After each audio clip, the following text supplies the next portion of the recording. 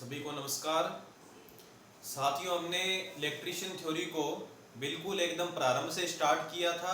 उसके हमारे lesson complete हो चुके हैं 3। चौथा लेसन चल रहा है हमारा डीसी थ्योरी। उसकी 5 क्लास हम लगा चुके हैं।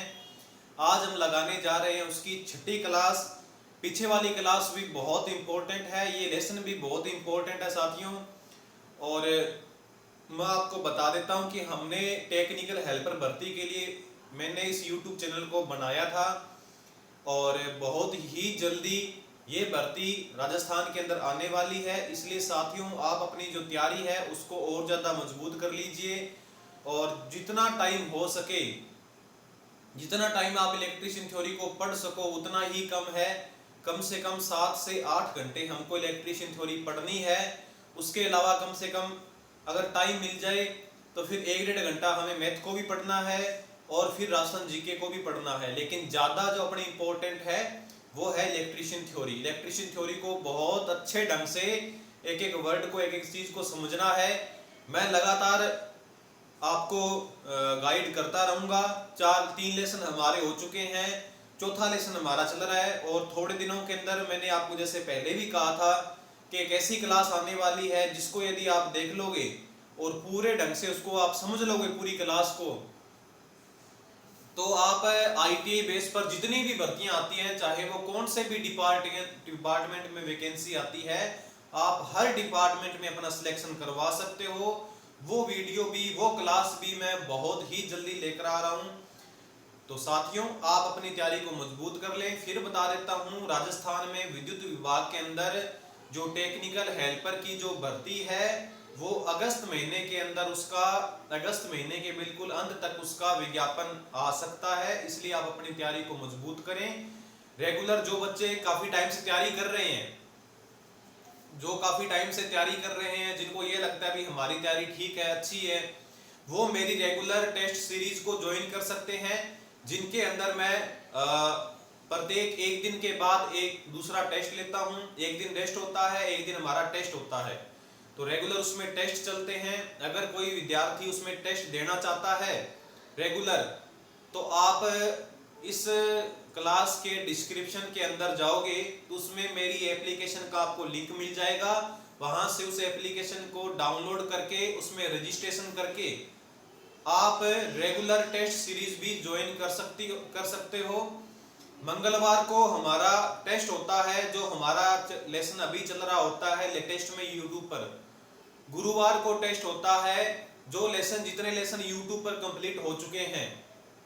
और उसके बाद शुक्रवार और शनिवार को रेस्ट होता है और संडे को पूरी इलेक्ट्रीशियन बुक का टेस्ट होता है, जिसके अंदर स्पेशली 4 से 5 लेसन ज्यादा आते हैं। वो मैं मेरा व्हाट्सएप ग्रुप है, उसके अंदर मैं बच्चों को ऐड कर देता हूं जो जो एप्लीकेशन डाउनलोड करता है। और उस ग्रुप में ऐड करने के बाद उस ग्रुप में मैं सबको बता भी देता हूं कि आज या एक दिन पहले ही बता देता हूं कि इस लेसन से ज्यादा क्वेश्चन आने वाले हैं, बाकी लेसनों से थोड़े से कम आ सकते हैं। तो इलेक्ट्रीशियन थ्योरी की पूरी बुक का हर संडे टेस्ट होता है और अच्छे अच्छे अपने क्वेश्चन उसमें करते हैं। काफी टाइम से ये चीज चल रही है। अगर कोई साथी, कोई भाई अगर उसमें टेस्ट देना चाहता है तो मेरी एप्लीकेशन वो डाउनलोड कर लें, उसमें रजिस्ट्रेशन कर लें। उसके बाद मैं उसको टेस्ट वाले बैच में जोड़ दूंगा, जिसमें आप वहां जाकर रेगुलर टेस्ट भी दे सकते हो। तो साथियों, टेस्ट देने का फायदा आपको तभी मिलेगा जब आपने इलेक्ट्रीशियन थ्योरी को पढ़ा हुआ होगा। और इलेक्ट्रीशियन थ्योरी को पढ़ना है तो अपने बिल्कुल प्रारंभ से स्टार्ट किया है। जो विद्यार्थी, जो बच्चा मेरी आज क्लास देख रहा है, उसको मैं ये हिदायत दूंगा कि वो पहले लेसन से लग जाए। जिसको कुछ नहीं आता वो पहले लेसन से लग जाए, मेरी क्लास देखे, पहले लेसन की पहली क्लास देख ले, उसके बाद फिर वो बुक से पढ़े। और मैंने लगभग विद्यार्थियों को निम्मी की पीडीएफ भी उपलब्ध करवाई है, वहां से भी उस लेसन को पढ़े। तो 3-4 अगर आप प्लेटफॉर्म से लेसन को पढ़ोगे तो आपको वो लेसन के बारे में अच्छी जानकारी मिल जाएगी, अच्छे अच्छे क्वेश्चन भी आपको मिल जाएंगे। और थोड़े दिनों के अंदर मैं आपको बता रहा हूँ कि ऐसी क्लास आने वाली है। उस क्लास को अगर आप पूरी देख लेते हो तो आपको आईटीआई बेस पर कितनी भी, कहीं भी भर्ती आती है, आपको बहुत ज्यादा मदद मिलेगी। वो क्लास भी बहुत जल्दी आने वाली है। तो साथियों, हमारी इसके अंदर 5 क्लास हो चुकी है। इस लेसन के अंदर 5 क्लास के अंदर मैं फिर बता देता हूँ, फिर रिपीट कर देता हूँ दोस्तों, डीसी थ्योरी लेसन जो है वो हमारा टेक्निकल हेल्पर की जो भर्ती आने वाली है उसके अंदर ये मानो सबसे इंपॉर्टेंट लेसन है। इस लेसन में से न्यूमेरिकल भी आते हैं और बहुत सारे ऑब्जेक्टिव क्वेश्चन भी आते हैं। इसलिए साथियों आप इस लेसन को पूरे अच्छे ढंग से तैयार कर लें। एक दिन मैं क्या काम करूंगा, जब ये 6 या 7 जितनी अंतिम जो इसकी क्लास होगी ना उसके अंदर मैं बहुत सारे इसके न्यूमेरिकल ही करवाऊंगा। जितने न्यूमेरिकल बन सकते हैं सारे न्यूमेरिकल हम करेंगे। ठीक है साथियों, वो क्लास भी बहुत जल्दी अपने करेंगे जब ये चैप्टर बिल्कुल अंतिम चरणों में होगा। उसके अंदर बिल्कुल लास्ट क्लास हम न्यूमेरिकल्स की करेंगे, क्योंकि इस लेसन से न्यूमेरिकल आने के बहुत चांस होते हैं। अच्छा लेसन है डीसी थ्योरी का, बहुत इंपॉर्टेंट लेसन है। और जब ये लगभग ये मानो वैकेंसी आ जाएगी हमारी, विज्ञापन उसका आ जाएगा और एग्जाम जब नजदीक होगा तो नजदीक से हम 15-20 दिन पहले आज तक जितने भी कोई भी कंपटीशन एग्जाम में जितने भी अपने कंपटीशन एग्जाम के अंदर पर्सन आए हैं प्रॉपर अपने क्या काम करेंगे, लगभग प्रत्येक दिन एक कंपटीशन एग्जाम को हल करेंगे। तो 20 से 25 अपने कंपटीशन एग्जाम हल कर लेंगे उसके अंदर, तो वहां से आपकी तैयारी और बेस्ट होगी। तो आप इस चैनल को ज्वाइन कीजिए। अगर कोई आपके साथी भाई हैं जो इस बेस पर तैयारी कर रहे हैं टेक्निकल हेल्पर की या दिल्ली मेट्रो की तैयारी कर रहे हैं, तो उनको इस चैनल से जोड़िए। रेगुलर अपने थोड़े दिनों के बाद आपको इस चैनल पर राजस्थान जीके भी पढ़ने को मिलेगी और मैथ भी पढ़ने को मिलेगी। तो ठीक है साथियों, अपने स्टार्ट करते हैं इस लेसन को। जहां कल छोड़ा था उसके बाद से स्टार्ट करते हैं। तो कल मैंने आपको बता दिया था कार्य शक्ति और ऊर्जा के बारे में, बहुत विस्तार से बता दिया था। अच्छा टॉपिक था वो, इंपॉर्टेंट टॉपिक था। और उसके अंदर जितने मात्रक बन सकते थे, जितने फार्मूलाज थे, सारा कुछ मैंने आपको पूरे विस्तार से बताया था। लगभग 1 घंटे की क्लास थी। अगर वो आप क्लास देख लेते हो तो कार्य शक्ति और ऊर्जा के बारे में आपका सारे डाउट क्लियर हो जाएंगे। उसके अंदर मैं एक चीज बताना जो भूल गया था, वो ये था कि ऊर्जा भी 2 प्रकार की आगे अपने डिवाइड कर सकते हैं दोस्तों। एक होता है पोटेंशियल एनर्जी, एक होता है काइनेटिक एनर्जी। तो मैं थोड़ा सा वो रिपीट करवा देता हूं ऊर्जा के बारे में, ताकि आप थोड़ा सा वो भी लिख लो जो मैं आज बताने जा रहा हूं। ऊर्जा की परिभाषा मैंने आपको कल बता दी थी कि ऊर्जा क्या होती है, कार्य करने की कैपेसिटी। कोई भी कार्य करने की जो कैपेसिटी है, यानी इसके अंदर टाइम शामिल हो जाता है, वो एनर्जी है। एनर्जी के अपने यूनिट्स भी कर लिए, मात्रक पढ़ लिए थे काफी सारे। और मैंने ये भी आपको बताया था कि एनर्जी जो अपने जो इलेक्ट्रिकल में एनर्जी है उसकी अपने क्या यूनिट होती है। तो मैंने आपको बताया था बीओटी व्यापारिक उसकी यूनिट है, और एक बीओटी में कितने जूल होते हैं ये सारा कुछ हम कर चुके हैं। एक बीओटी में कितने केडब्ल्यूएच होते हैं ये भी हम पढ़ चुके हैं। तो दोस्तों मैं आपको आज बता रहा हूं कि जो एनर्जी होती है वो 2 प्रकार की एनर्जी होती है। मैकेनिकल के अंदर देखा जाए तो 2 प्रकार की एनर्जी है, इलेक्ट्रिकल की बात नहीं कर रहा। 2 प्रकार की एनर्जी होती है। एक तो होती है गतिज ऊर्जा, काइनेटिक एनर्जी। गतिज का मतलब ये होता है जैसे मान लो कोई वस्तु को एक स्थान से दूसरे स्थान पर भेजा जाता है या फेंका जाता है, तो जो उस वस्तु में जो एनर्जी हो, जैसे मान लो अगर मैं एक एग्जांपल बताता हूं, वहां से आपको पोटेंशियल एनर्जी यानी स्थितिज ऊर्जा भी समझ में आएगी और काइनेटिक एनर्जी यानी गतिज ऊर्जा भी समझ में आएगी। देखो दोस्तों, जैसे अपने कोई धनुष है, धनुष के अंदर यदि हम उसके तीर को खींचते हैं तो तीर के अंदर या उस रबड़ के अंदर एक एनर्जी आ जाती है जो कि होती है पोटेंशियल एनर्जी, क्योंकि अभी तक उस तीर ने आगे की तरफ गति नहीं की है। उसके अंदर अभी कौन सी ऊर्जा विद्यमान है, पोटेंशियल एनर्जी है उसके अंदर, अभी उसने गति नहीं की है। तो वो पोटेंशियल का मतलब है स्थिर रहने वाली ऊर्जा। ठीक है साथियों, जैसे कोई रबड़ को खींच लिया जाए काफी टाइम तक, तो उस रबड़ के अंदर कौन सी एनर्जी आ जाएगी, स्थितिज ऊर्जा आ जाएगी।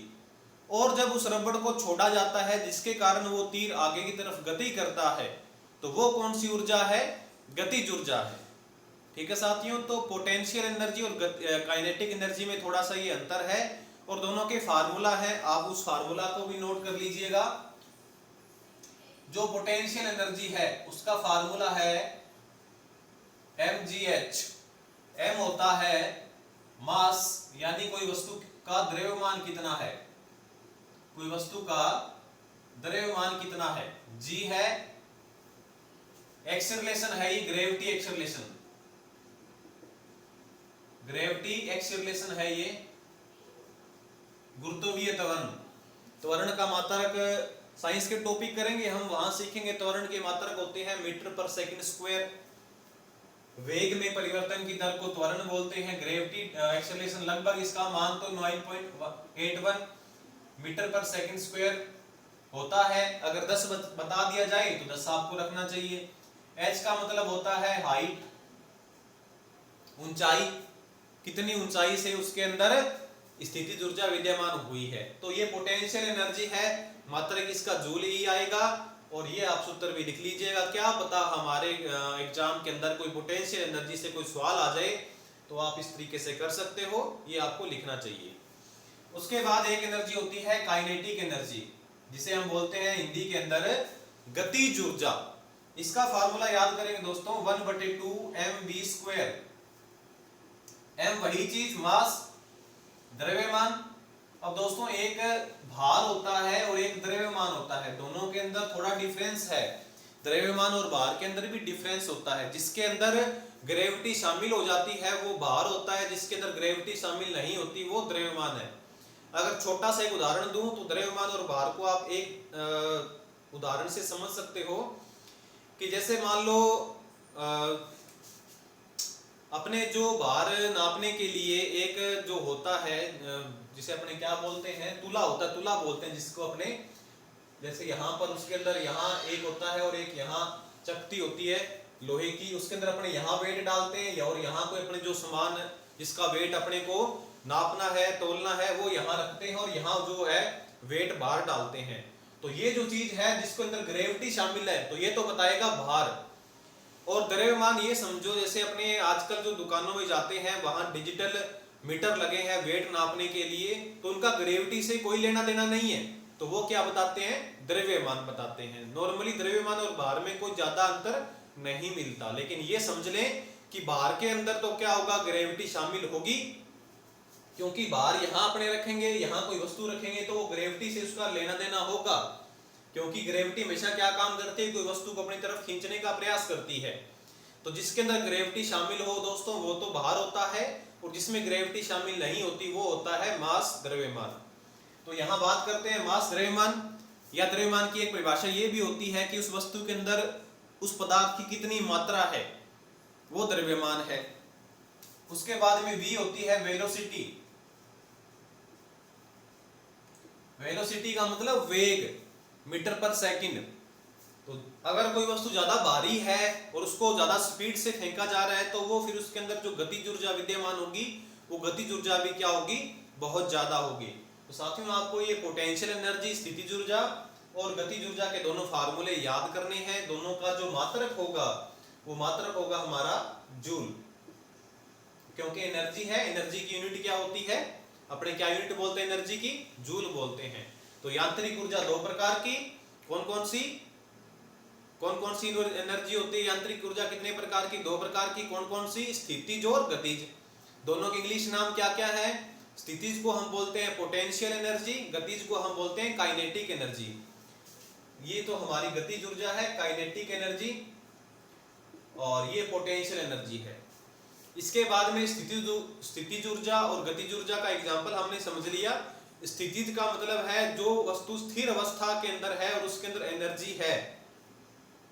जैसे देखो दोस्तों ये मार्कर है, इसके अंदर अभी एक ऊर्जा है, क्योंकि मैंने इसको मान लो जमीन से कहीं से उठाया है, इसके अंदर एक एनर्जी है, वो एनर्जी है पोटेंशियल एनर्जी, क्योंकि अभी इसने गति तय नहीं करी। इसमें कौन सी एनर्जी है, पोटेंशियल। जैसे ही मैं इस मार्कर को फेंकूंगा तब इसके अंदर कौन सी ऊर्जा आ जाएगी, गतिज ऊर्जा। तो स्थितिज ऊर्जा और गतिज ऊर्जा के बारे में यही अंतर है। जो स्थिर अवस्था के अंदर जिसके अंदर एनर्जी होती है वो स्थितिज ऊर्जा है, जो गतिमान वस्तु है उसके अंदर जो एनर्जी है वो गतिज ऊर्जा है। तो दोनों के फार्मूले और ये याद कर लीजिएगा साथियों आप, इंपॉर्टेंट है ये भी। इसके बाद नेक्स्ट अपने आज जो नया टॉपिक पढ़ते हैं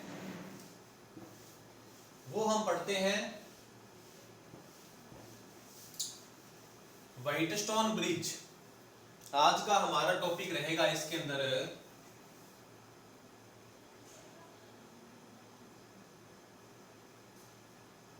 व्हाइटस्टोन ब्रिज। व्हाइटस्टोन ब्रिज, ये हमारा आज का मेन टॉपिक है जिसके बारे में हमें आज सीखना है।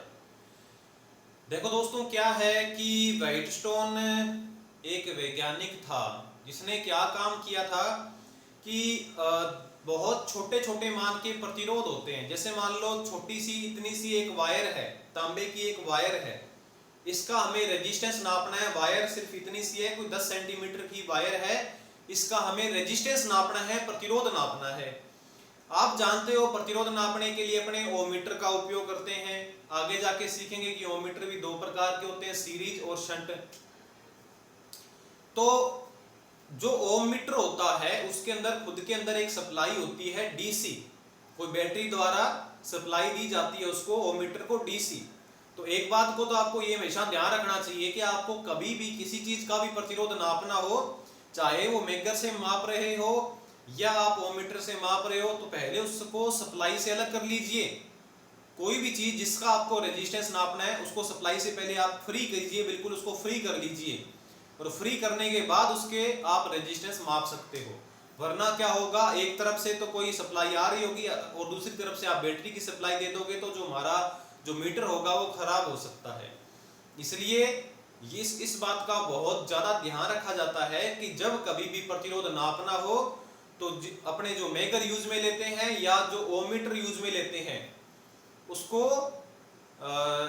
सर्किट में लगाने से पहले ये ध्यान रख लें कि जिसका भी प्रतिरोध नापना हो वो सप्लाई से क्या हो चुका हो, अलग हो चुका हो, तभी अपने उसका रेजिस्टेंस माप सकते हैं। तो दोस्तों, व्हाइटस्टोन ब्रिज किस यूज में आता है, किस पर्पज के लिए अपने लगाते हैं कि छोटी सी कोई वायर है 10 सेंटीमीटर की, जैसे मैंने उदाहरण दिया कि इस मार्कर जितनी कोई तांबे की तार है, यदि आप उसको ओमीटर से उसका रेजिस्टेंस मापोगे तो वो बता देगा लगभग 0 ही बताएगा। कोई बहुत अच्छी क्वालिटी का ओमीटर है जो कि छोटे मान का प्रतिरोध भी बता सकता है तो एक अलग बात है, वरना जो जनरली अपने जो ओमीटर देखते हैं वो उसका रेजिस्टेंस बताएंगे 0। लेकिन ऐसा तो नहीं है कि इसका रेजिस्टेंस 0 है, ऐसा कोई पदार्थ ही नहीं है जिसका रेजिस्टेंस 0 हो, तो इसका कुछ ना कुछ रेजिस्टेंस तो है।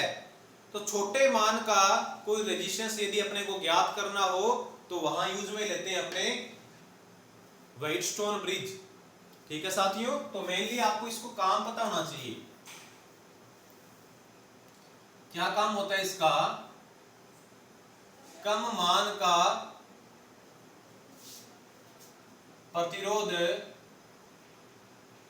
ज्ञात करने में एक ब्रिज की आकृति बनाते हैं, एक पुल की आकृति बनाते हैं, और वहां से एक छोटे से मान का प्रतिरोध जो हमें ज्ञात करना होता है वो ज्ञात कर लेते हैं। ये व्हाइटस्टोन ब्रिज का यूज है, उपयोग है। ठीक है साथियों, इसके बाद में ये कैसी आकृति होती है, कैसे व्हाइटस्टोन ब्रिज बनाते हैं, किसका प्रतिरोध ज्ञात करते हैं, कौन सा प्रतिरोध होता है, ये सारा कुछ आप समझिएगा। एक मैं आपको डायग्राम बना के दिखाता हूं दोस्तों, यहां से आपको समझ में काफी ज्यादा आ जाएगा। एक डायग्राम बनाते हैं अपने,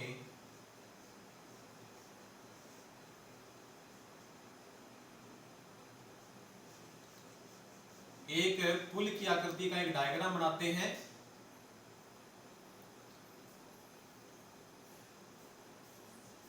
और इस प्रकार से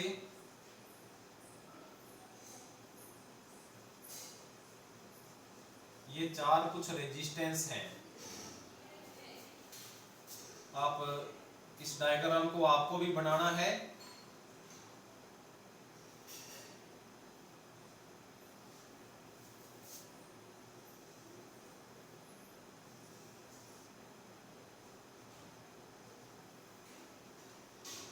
ये वोल्टेज कोई सोर्स है, मान लीजिए कोई बैटरी है, और ये रेजिस्टेंस है। देखो साथियों, क्या होता है, इस आप डायग्राम को समझिएगा कि मान लीजिए ये कोई एक प्रतिरोध है जिसको मैं प्रतिरोध का नाम दे देता हूं, इसको मान लीजिए इसका रेजिस्टेंस का नाम दे देता हूं R। ये R एक प्रतिरोध है, या मान लेते हैं ये R पड़ी को मैं यहां दिखा देता हूं आपको, जिससे आपको थोड़ा सा बेहतर समझ में आएगा। ये एक प्रतिरोध है R जिसका मेरे को मान पता करना है। जैसे मैंने आपको बताया कि ये मार्कर है, इतना सा ही कोई तांबे का तार है जिसका मेरे को रेजिस्टेंस मालूम करना है कि कितना रेजिस्टेंस है इसका।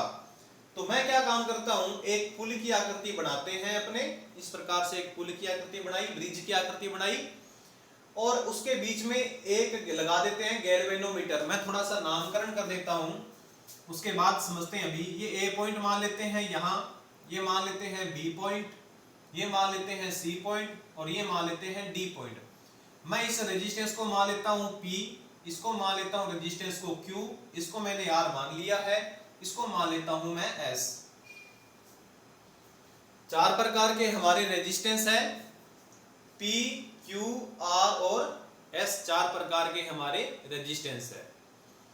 तो दोस्तों बीच में मैंने लगाया है, एक B और D के बीच में लगाया है गैल्वेनोमीटर। अब गैल्वेनोमीटर के बारे में पूरे विस्तार से तो बताऊंगा मैं आपको, जब हमारा मीटर वाला लेसन आएगा तो बहुत सारे मीटर हम पढ़ेंगे, लेकिन थोड़ी सी बात बता देता हूं। गैल्वेनोमीटर होता है, इसका मेनली यूज होता है, ये करंट की डायरेक्शन बताता है। यानी जैसे जैसे इसमें करंट जाती रहती है वैसे वैसे इसका जो ये जो डायरेक्शन वाला जो सुई होती है वो आगे की तरफ कहीं ना कहीं गति करती रहती है। जैसे विद्युत धारा देंगे वो कहीं ना कहीं गति करेगी, और जैसे इसमें करंट जानी बंद हो जाएगी, इसकी सुई जो है वो स्टेबल हो जाएगी, स्थिर हो जाएगी, तो अपने समझ लेंगे भी इसके अंदर अब करंट जाना बंद हो चुकी है। तो गैल्वेनोमीटर का मेनली यूज होता है, क्या यूज होता है गैल्वेनोमीटर का? गैल्वेनोमीटर का यूज होता है विद्युत धारा की डायरेक्शन बताना और विद्युत धारा का मान भी बताना। आज के जो गैल्वेनोमीटर है वो विद्युत धारा के मान भी बताते हैं, और उसके बाद अपने मीटर वाले लेसन में सीखेंगे कि जो गैल्वेनोमीटर होता है दोस्तों, ये एक प्रकार से एब्सोल्यूट प्रकार का मीटर है, प्राइमरी मीटर है। वहां जाके सीखेंगे कि प्राइमरी मीटर कौन सा होता है, सेकेंडरी मीटर कौन सा होता है। आगे जाके वहां ये भी सीखेंगे सेकेंडरी मीटर तीन प्रकार के होते हैं, इंडिकेटिंग, रिकॉर्डिंग और इंटीग्रेटिंग। और इंटीग्रेटिंग मीटर एनर्जी मीटर है, इसके बारे में तो पता नहीं कितने कंपटीशन में आ चुका है कि निम्नलिखित में से इंटीग्रेटिव प्रकार का मीटर कौन सा है। तो एनर्जी मीटर होता है, ऊर्जा मापी मीटर होता है, केडब्ल्यूएच मीटर, तीनों एक ही नाम है। तो वो सारा कुछ हम पढ़ने वाले हैं आगे मीटर के अंदर। यहां आप ये समझिएगा कि जो गैल्वेनोमीटर है इसका क्या यूज है कि जैसे इसको सप्लाई मिलेगी, इसके अंदर जो सुई है वो कंपन करेगी, कहीं ना कहीं दूसरी साइड में आगे की तरफ गति करेगी, और जैसे इसको सप्लाई मिलना बंद हो जाएगा वैसे ही इसका मान कितना आ जाएगा, इस सुई का मान, यानी यहाँ पे माना भी लिखा होता है, यहाँ कितना आ जाएगा, 0 आ जाएगा। जैसे सप्लाई देंगे तब तो ये सुई आगे की तरफ या कहीं भी कोई भी डायरेक्शन में गति करेगी, और जैसे सप्लाई का मान इसमें नहीं दिया जाएगा या सप्लाई नहीं होगी, उस कंडीशन में इसका मान कितना होगा, 0 होगा। गैल्वेनोमीटर कोई भी अपना विक्षेप, डिफ्लेक्शन नहीं दिखाता है। तो साथियों अपने इतना सारा कुछ क्यों किया, ये सारा आपको अभी समझ में आने वाला है, आप एक बार थोड़ा देखते रहिए। तो क्या है कि ये R एक रेजिस्टेंस है जिसका मेरे को मान ज्ञात करना है, छोटी सी पतली सी कोई वायर है और उसका रेजिस्टेंस मेरे को पता करना है। तो मैं क्या काम करता हूं, एक तो लेता हूं प्रतिरोध P, एक लेता हूं Q और एक लेता हूं S, और उनको जो ये चित्र मैंने आपको दिखाया है, डायग्राम दिखाया, उस डायग्राम के अनुसार मैं उन रेजिस्टेंसों को जोड़ देता हूं, और बीच में A और D के बीच में लगा देता हूं R, जिसका मान मेरे को ज्ञात करना है। P भी एक रेजिस्टेंस है, Q भी है, S भी है और R भी है। ठीक है साथियों, इतना कुछ आप एक बार थोड़ा सा याद कीजिएगा। अब जैसे मान लो मैंने यहां से करंट दी, इसको I करंट दी, इस बैटरी के माध्यम से इस सर्किट को मैंने I करंट दी है। तो I करंट यहां आने के बाद में आप देख पा रहे हो करंट को जाने के दो रास्ते मिल रहे हैं, एक तो AB रास्ता है, एक AD रास्ता है, करंट जाने के दो रास्ते हैं। तो क्या होता है, मैंने आपको बता दिया था, एक नियम आता है KCL का, किरचॉफ करंट लॉ, जिसको जंक्शन नियम भी बोलते हैं, नोड रूल भी बोलते हैं, संधि बिंदु का नियम भी बोलते हैं हिंदी में। तो उसमें मैंने आपको बताया था कि कोई भी जंक्शन होता है उसकी तरफ आने वाली करंट का जो योग है वो जाने वाली करंट के योग के बराबर होता है, और एक नोड पर, इस संधि बिंदु पर कितना होता है, 0 होता है। अगर समान नेचर के लोड है तो समान नेचर के उसमें रेजिस्टेंस लगे हैं, इसमें तो सारे समान नेचर के हैं, तो यहाँ ये नियम फॉलो कर सकते हैं अपने। तो यहाँ क्या हुआ दोस्तों, जो करंट है इसमें माना मैंने करंट चली गई I1, इसमें करंट चली गई मान लेते हैं I2। ठीक है दोस्तों, यहां से करंट का दो भाग हो गए क्योंकि उसको जाने के दो रास्ते मिल रहे हैं, तो एक तो I1 चली गई और एक I2 चली गई।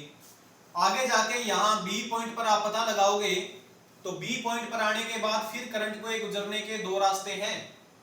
एक तो रास्ता है बीडी रास्ता, अगर अपने स्विच को ऑन कर देंगे तो कौन सा रास्ता बनेगा, एक तो बीडी रास्ता है करंट को जाने का, एक बीसी रास्ता है।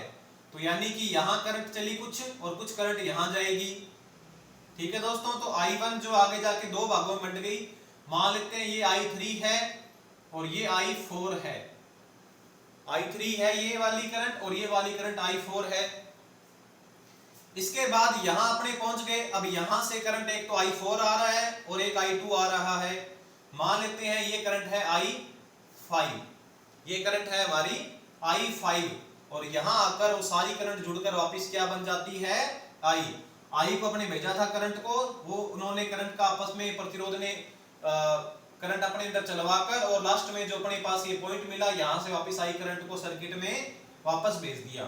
दोबारा सुनिएगा क्या काम हुआ है। A से B तक करंट चली I1 माना और A से D तक चली I2। उसके बाद I1 करंट यहां तक पहुंच गई, ये करंट जो हमारी यहां तक आई है ये कौन सी है, I1। अब इसको जाने के दो रास्ते हैं। जैसे मैंने आपको बताया था कोई भी जंक्शन होता है वहां से करंट दो भागों में बंट जाती है, दो है तो दो भागों में बंटेगी, तीन रास्ते तो तीन भागों में बंट जाएगी। तो एक तो करंट चली गई I3, एक चली गई I4 करंट यहां तक पहुंच गई है, I2 करंट यहां तक पहुंच गई है। ये दोनों जुड़कर यहां से क्या बन गए, I5 और I3 और I5 मिलकर क्या बन गई, I करंट मिल गई। तो ये सारा कुछ मैं यहाँ पे आपको लिख देता हूं ताकि आप भी बाद में नोट कर सकते हो। क्या नोट करना है आपको, एक तो आप ये लिख सकते हो कि I1 is equal to, I1 जो करंट है वो बराबर है I3 प्लस I4,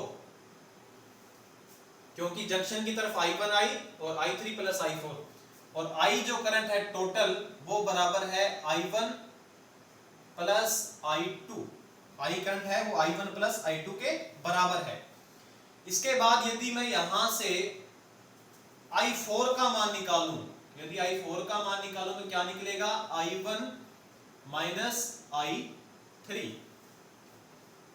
इसी प्रकार से आप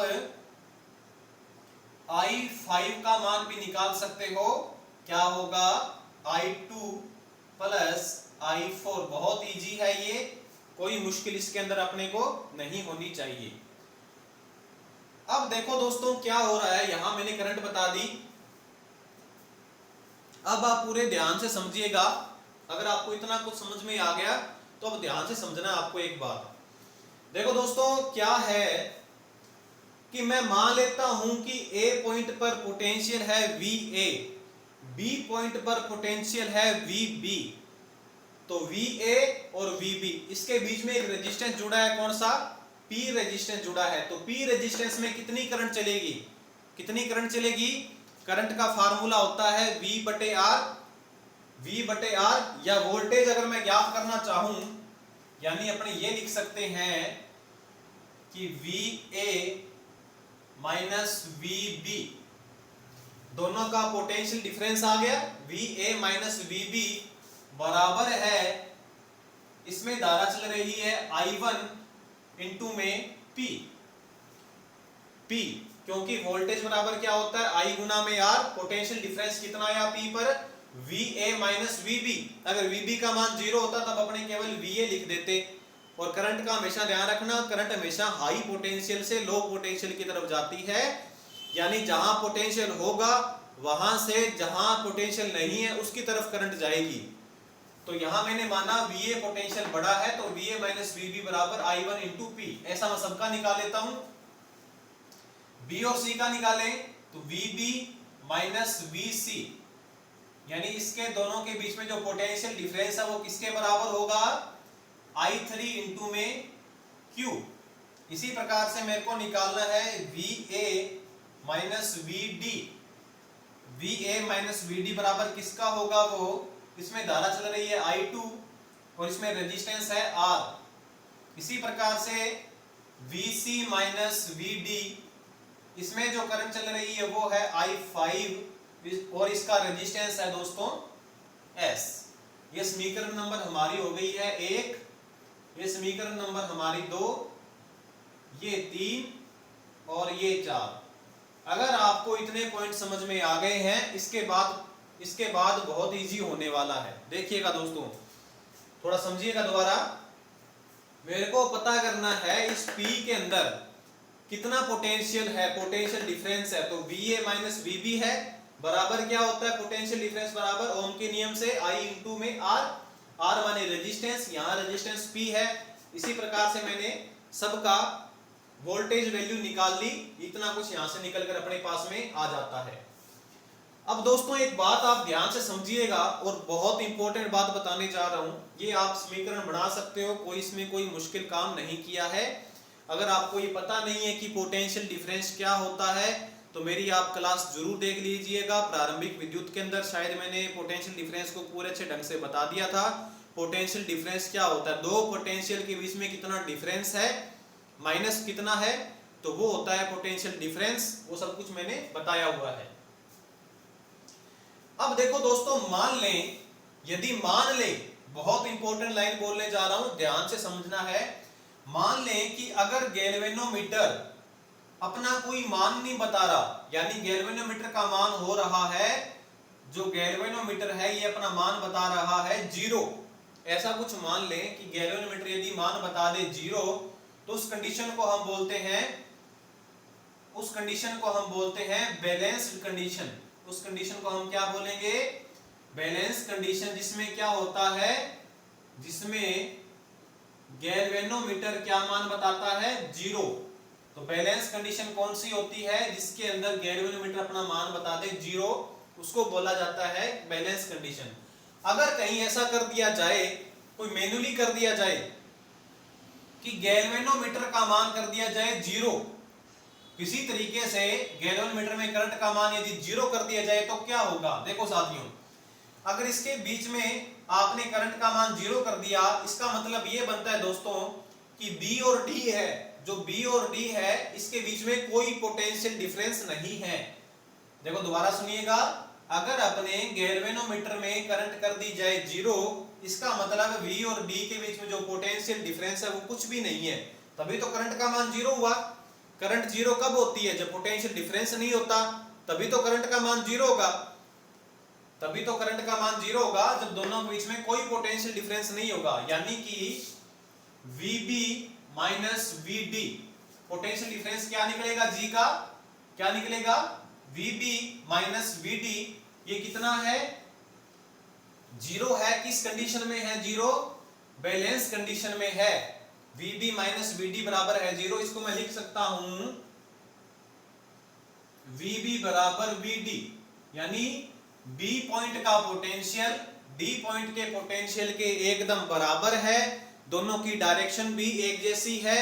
इसलिए इस गैल्वेनोमीटर में करंट का मान कितना प्राप्त हुआ है, 0 प्राप्त हुआ है। दोस्तों दोबारा सुनिए, क्या हो रहा है कि यदि अपने गैल्वेनोमीटर का मान किसी भी तरीके से 0 कर दे, अभी बताऊंगा 0 क्यों कर रहे हैं, ये सारा कुछ आपको एक लाइन में समझ में आ जाएगा, थोड़ा आप धीरे धीरे समझते रहिए। कि यदि अपने गैल्वेनोमीटर का मान यानी करंट का मान कैसे भी 0 कर दिया जाए, तो इसका मतलब ये बनता है कि गैल्वेनोमीटर लगा है B और D के बीच में, दिख रहा आपको, तो इसका मतलब ये बनता है कि पोटेंशियल डिफरेंस V और D के बीच में कितना है, 0 है, यानी VB माइनस VD बराबर कितना है, 0। कौन सी कंडीशन होती है ये, बैलेंस कंडीशन होती है। तो VB बराबर क्या आ गया, इस माइनस VD को मैं इधर ले गया तो पॉजिटिव में VD हो गया। यहां से आप इस चीज को ये याद करना है। इसके बाद में ये अपने चलो करंट का जो अपने ये किया है, ये तो मैं आपको केसीएल समझाने के लिए कर रहा था, बाकी इसका यहां यूज अपने नहीं करेंगे। अब दोस्तों अपने ऐसा कर सकते हैं, यानी जहां VB है वहां VD रख सकते हैं, जहां VD है वहां VB रख सकते हैं। एक काम करना है, या तो VB की जगह VD रख दो या VD की जगह VB रख दो, तो अपने कुछ यहां से कुछ सिस्टम निकल कर आएगा। अभी देखते हैं, अगर मैं पहली समीकरण के अंदर VB की जगह मैं रख सकता हूं VB, VD रख सकता हूं, क्योंकि मैंने ये चीज निकाल ली अभी। तो मेरे पास पहली समीकरण कुछ ऐसे निकल कर आएगी, VA माइनस VD। VB की जगह मैंने क्या रख दिया, VD बराबर I1 इंटू P। दूसरी समीकरण है मेरी V माइनस VC, मैं फिर बता रहा हूं VB को मैं VD रख रहा हूं, VD माइनस VC बराबर I3 इंटू Q। यहां मैं क्या काम कर रहा हूं, यहां तो मैं कुछ नहीं कर रहा, यहां मैं VA माइनस VD बराबर I2 इंटू R, ये तो VD का VD रख दिया। इसी प्रकार VC माइनस VD बराबर I5 इंटू S। तो मैंने ये चार समीकरण दोबारा बना ली है, इन समीकरणों को थोड़ा सा हल करके, इसमें और इसके अंदर मैंने VB की जगह रख दिया है VD। तो साथियों आप देखो कि 1 नंबर समीकरण जो थी वो मेरे पास, अब मान लो ये 3 नंबर समीकरण, 5 नंबर समीकरण है, ये 6 नंबर है, ये 7 नंबर और ये 8 नंबर। यदि आप ध्यान से देख पा रहे हो तो आपको पता चल जाएगा कि 5 नंबर समीकरण और 7 नंबर समीकरण में कोई अंतर नहीं है। यदि आप देखोगे तो 5 नंबर समीकरण और जो 7 नंबर जो इक्वेशन है ये दोनों सेम है एकदम। और इसी प्रकार से 6 नंबर इक्वेशन और 8 नंबर इक्वेशन भी सेम है, थोड़ा सा निशान का अंतर है, यहाँ निशान VD पॉजिटिव है, यहाँ नेगेटिव है। वो तो मैंने अज्यूम किया है, वो तो मैंने माना है कि VC बड़ा है VD छोटा है तो पोटेंशियल डिफरेंस निकाल रहा हूं, वो तो मानना है हमने, तो निशान का यहाँ कोई मैटर नहीं है। वो तो हमने माना है कि VC बड़ा है, यहाँ मैंने VD बड़ा माना है, यहाँ मैंने VC बड़ा माना है। तो हो सकता है दोनों एक कंडीशन के अंदर तो हमेशा ऐसा ही होगा, या तो VC बड़ा होगा या VD बड़ा होगा, लेकिन मैंने मान लिया कि यहाँ VD बड़ा है और यहाँ VC बड़ा है, तो निशान का यहाँ कोई मैटर नहीं है, ये दोनों इक्वेशन बराबर हैं। और इसी प्रकार से 5 नंबर और 7 नंबर इक्वेशन बराबर है। ये सारा कुछ आप नोट कर लीजिएगा। अब आपको यहाँ मैं बताता हूँ क्या अपने पास डाटा निकल कर आता है। यहाँ देखते हैं अभी क्या हमारे पास निकल कर आता है कि 5 नंबर और 6 नंबर समीकरण बराबर है, तो मैं क्या काम करता हूँ, नहीं सॉरी, 5 नंबर और 7 नंबर समीकरण बराबर है, यानी I1 इंटू P बराबर है I2 इंटू R, ये दोनों बराबर है। ये समीकरण नंबर, इसको मैं नाम दे देता हूं 9। इसी प्रकार से 6 नंबर समीकरण और 8 नंबर समीकरण भी बराबर है, ये समीकरण नंबर हमारी आ गई 10। ठीक है दोस्तों, तो अगर मैं ऐसा कर दूं कि 9 के अंदर 10 का डिवाइड कर दूं, अगर इक्वेशन नंबर 9 में इक्वेशन नंबर 10 का भाग दे दिया जाए तो क्या मिलेगा हमें, क्या मिलता अभी देखते हैं। I1 बटे P 10 नंबर इक्वेशन थी, I3 बटे Q बराबर I2 इंटू R और I5 इंटू S। ये हमारे पास में एक कुछ निकल कर आया है सिस्टम, जो हमारे पास में ये आया है। अब दोस्तों एक बात सुनिएगा ध्यान से, ये I3 इंटू Q है और I5 इंटू S है, ये I1 इंटू P है और I2 इंटू R है। ये आपको सारा कुछ यहाँ से मैंने निकाल कर बता दिया है। एक बार फिर से सारा सिस्टम रिपीट कर दूंगा तो आपको और समझ में आएगा। अब ध्यान से देखिएगा दोस्तों कि जब गैल्वेनोमीटर में करंट का मान 0 है, तो गैल्वेनोमीटर में मैंने बोल दिया करंट का मान 0 है, तो आप देखोगे कि करंट का मान 0 है, आप ऐसा मानो कि यहां से सर्किट ओपन है, तो जो I1 करंट जा रही है वही P के अंदर जो जा रही है वही करंट Q में भी जाएगी। जो करंट I1 है P में गई वही करंट I3 Q में जाएगी, यानी I1 और I3 आपस में क्या है, बराबर है।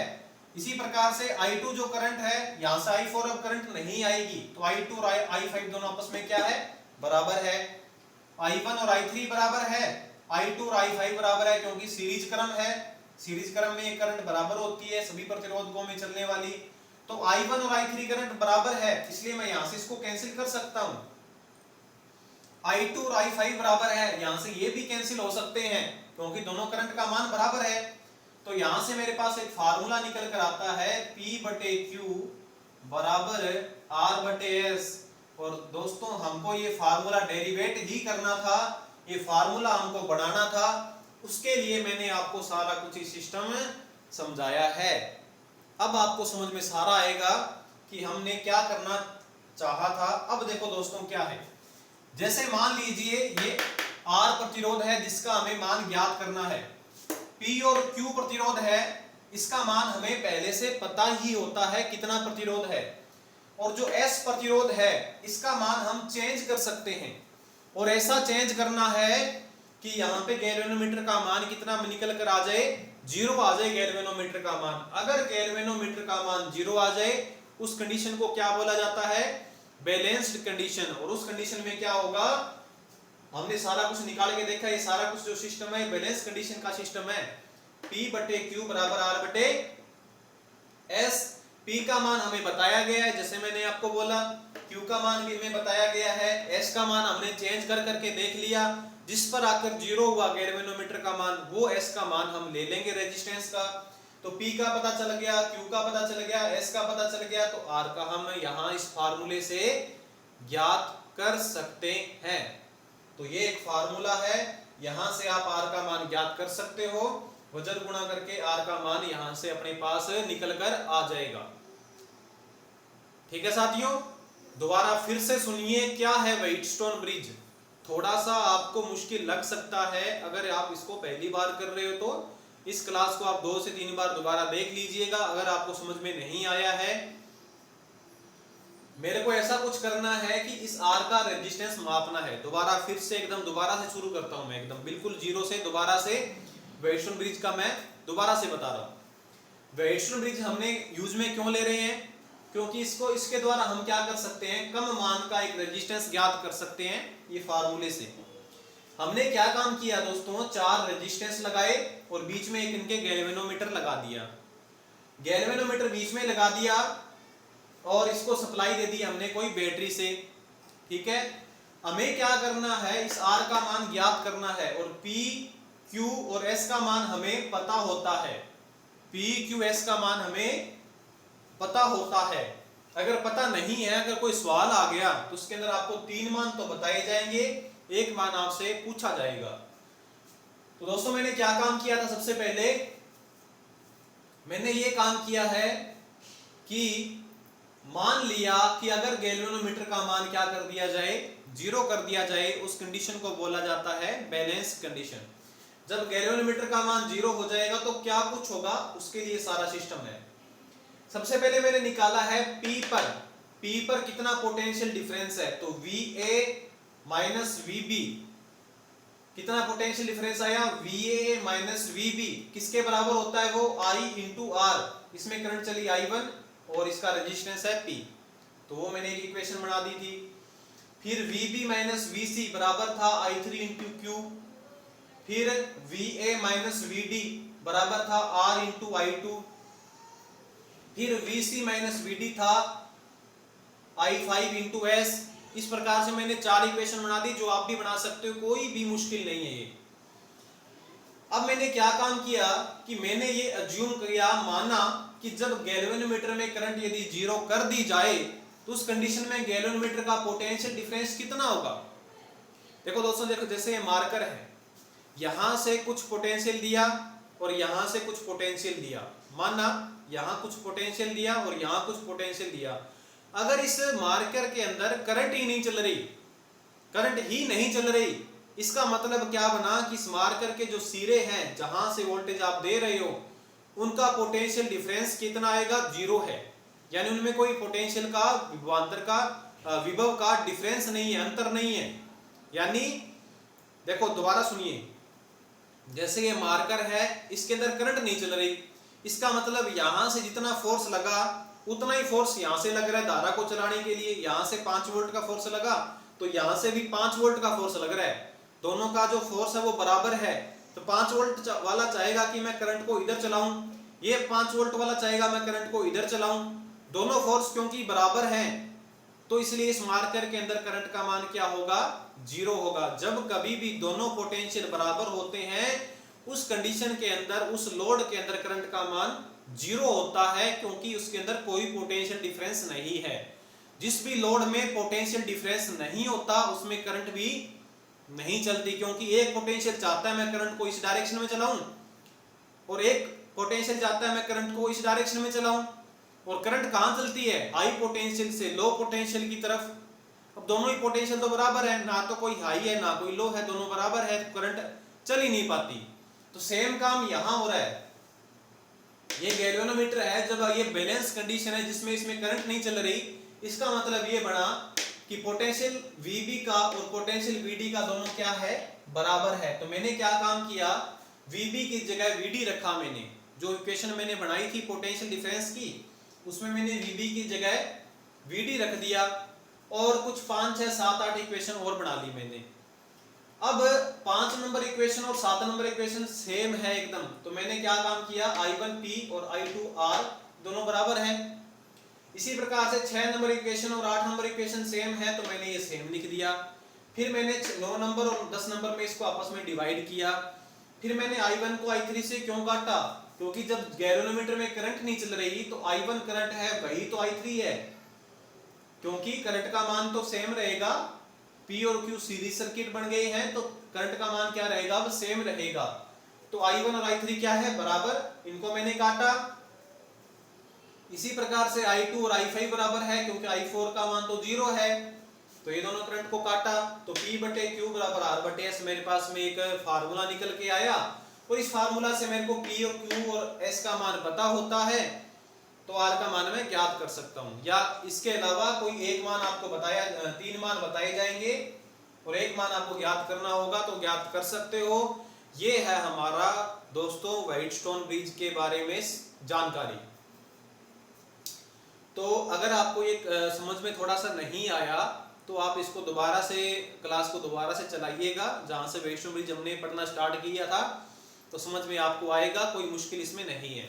हमें ये फार्मूला डेरिवेट करना था, जो आपको याद करना है, हमें याद रखना है हमेशा, जो साथ साथ में प्रतिरोध लगे हैं, मतलब आप ऐसे याद कर सकते हो, साथ साथ में प्रतिरोध लगे हैं, इनका अनुपात और ये जो दूर दूर प्रतिरोध लगे हैं इनका अनुपात बराबर होता है, या ऊपर ऊपर वालों का अनुपात और नीचे नीचे वालों का अनुपात क्या होता है, बराबर होता है। कहीं ऐसा नहीं कर दें कि P बटे Q बराबर S बटे R, फिर वो गलत हो जाएगा, क्योंकि मैंने आपको पूरा एकदम कैसे फार्मूला बना है पूरा डेरिवेट करके बताया आपको।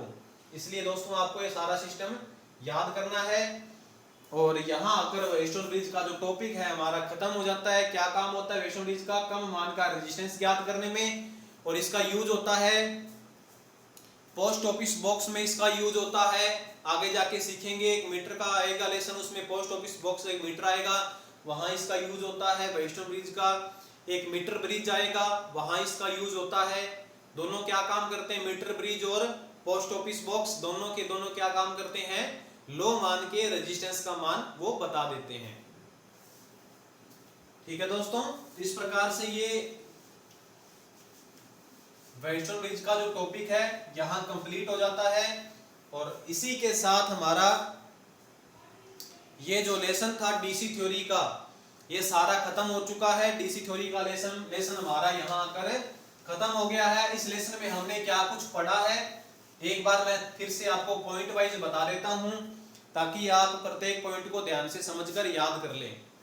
तो डीसी थ्योरी का लेसन था, 6 क्लास हमारी हो गई थी, एक क्लास और लगाऊंगा डीसी थ्योरी की, नेक्स्ट क्लास वही होगी जिसके अंदर क्या होगा, इस लेसन से जितने भी न्यूमेरिकल क्वेश्चन आ सकते हैं, क्योंकि इस लेसन से न्यूमेरिकल क्वेश्चन आते हैं, जितने भी न्यूमेरिकल क्वेश्चन आ सकते हैं सारे के सारों की एक क्लास लगाऊंगा। हो सकता है वो क्लास थोड़ी बड़ी हो जाए, लेकिन इतनी लाभदायक होगी आपके लिए कि उसमें से 1-2% जरूर आएंगे आपके कंपटीशन एग्जाम के अंदर।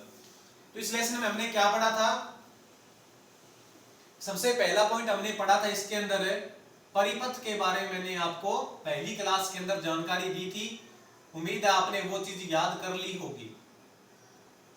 परिपथ के बारे में हमने पढ़ा था। दूसरा पॉइंट हमने पढ़ा था परिपथ के प्रकार। परिपथ के प्रकार एक टॉपिक था, वो पढ़ा था हमने, 4 प्रकार के परिपथ पढ़े थे।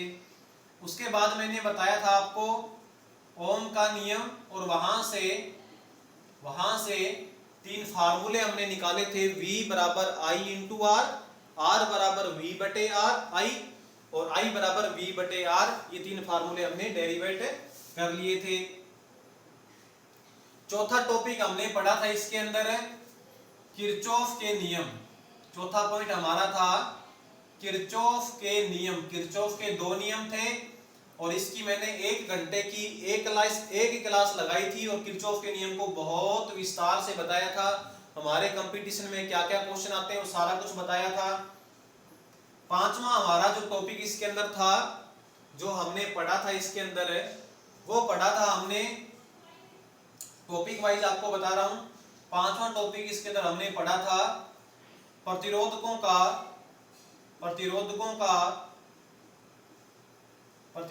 का श्रेणी व समांतर कनेक्शन। दोनों को मैंने आपको बता दिया कि श्रेणी के अंदर क्या कुछ सिस्टम होता है, समांतर में क्या सिस्टम होता है, घरों में वायरिंग समांतर में क्यों करते हैं, ये सारा कुछ मैंने आपको वहां बता दिया था। इसके बाद इस लेसन के अंदर एक टॉपिक आता है जो काफी इंपॉर्टेंट था हमारे लिए, कार्य शक्ति और ऊर्जा, जो मैं पीछे वाली क्लास में बता चुका हूं। इसके बाद में इसके अंदर एक टॉपिक आया हमारा जो आज हमने किया है, व्हाइटस्टोन ब्रिज।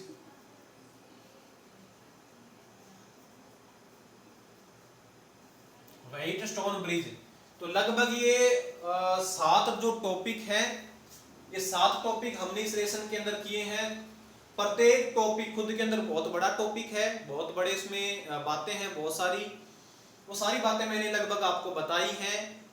और फिर भी अगर कुछ पॉइंट रह गए हैं तो वो मैं आपको फिर न्यूमेरिकल क्वेश्चन करूंगा अपनी नेक्स्ट क्लास में, वहां बता दूंगा, या फिर अपने टेस्ट होगा जब इस लेसन का, वहां वो टेस्ट में दे दूंगा, तो वहां से आपको पता चल जाएगा कि क्या क्वेश्चन आने वाला है।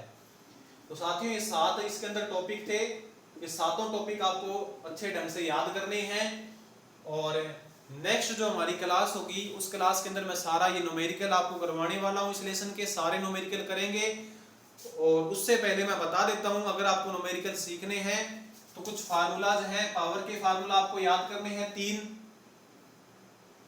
वोल्टेज के फार्मूला आपको याद करने हैं, करंट का फार्मूला याद होना चाहिए, रेजिस्टेंस का फार्मूला याद होना चाहिए, एनर्जी का फार्मूला याद होना चाहिए, और वर्क के फार्मूले भी आपको याद होने चाहिए, केसीएल नियम और केवीएल नियम, इसके बारे में पूरी जानकारी होनी चाहिए, तब तो आपको न्यूमेरिकल समझ में आएंगे। अन्यथा आपको न्यूमेरिकल समझ में नहीं आने वाले, फिर वो आप क्लास भी मत देखना।